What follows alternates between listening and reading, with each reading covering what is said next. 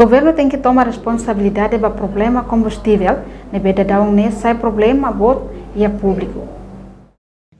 Membro Parlamento Nacional, Husi Bancada Governo Balon, questiona não considera governo anterior, nebe ukun durante tinança no recém, incapacidade e cusmai foi impacto bot ba povo que xira liga a questão combustível. Quando loro niri catena una cata combustíveis di Lara nene, loro ida dua lì per risolvere e continuação ba oi nene lá normal que faz. Mas agora dá ni dato lá lagi, hat internet outro, quando motorizada ou careta aqui se deve usar gasolina trancado e dalam sene tak dalam medio. Lá tem os bairros não resolve.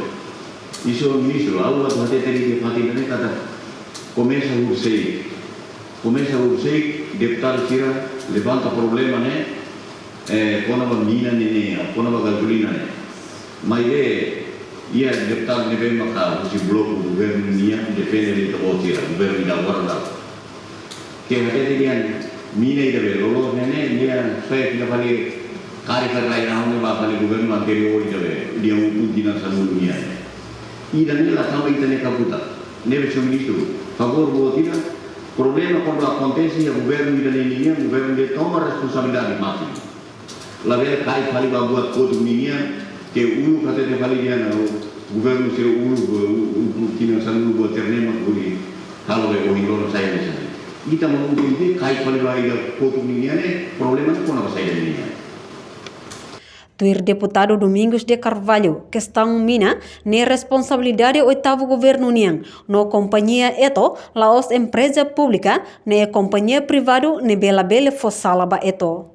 Hatamba questão ne, ministro assunto parlamentar no comunicação social, Francisco Jerônimo Katak, governo laos la iha responsabilidade, mas be tuir lei ne be iha, ne setor privado mos iha ninia regra. Mas bem informa, felizmente problema combustível resolvido e a loron segunda-feira de semana no movimento transporte começa a normalizar. Imelda Fátima da televisão Timor Post. Janela informação bem mahutu. Atau informação atual dia Clio que tahaluha. Anehan botão subscribe, like, halo comentário no fahatutan ba media social hotu.